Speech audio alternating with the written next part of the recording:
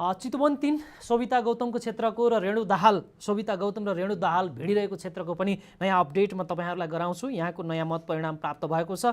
चितवन 3 मा 5385 मत गनिएको छ, जसमा सोभिता गौतम 2485 मत सहित अग्रस्थानमा हुनुहुन्छ भने रेणु दाहालले 1786 मत प्राप्त गर्नुभएको छ।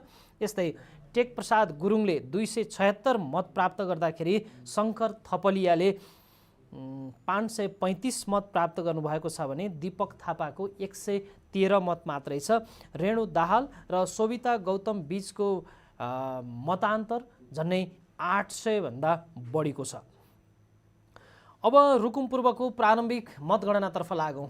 यो रुकुम पूर्वको भूमे 1, 2, 3 र 4 को मत परिणाम प्राप्त भएको छ र रुकुम पूर्वमा नेपाली कम्युनिस्ट पार्टी तारा चुनाव चिन्ह वाहक उम्मेदवारको 1415 मत प्राप्त भएको छ। उहाँ यो क्षेत्रमा लिड गरिरहनु भएको छ र अन्य उम्मेदवारहरूको 500 भन्दा तल नै छ।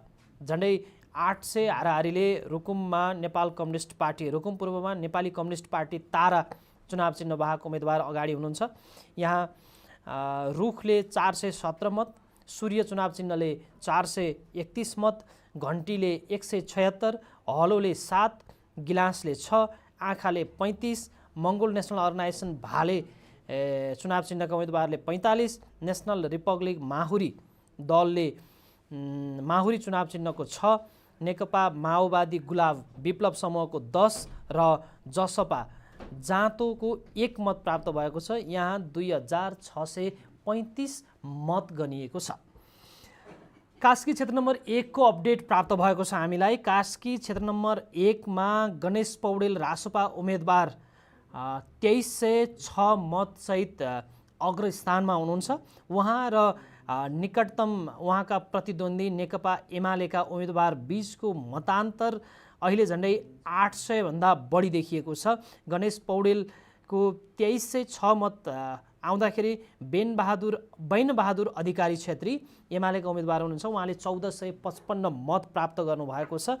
यस्तै तिलक राणाभाट नेपाली कङ्ग्रेसका उम्मेदवार हुनुहुन्छ। उहाँले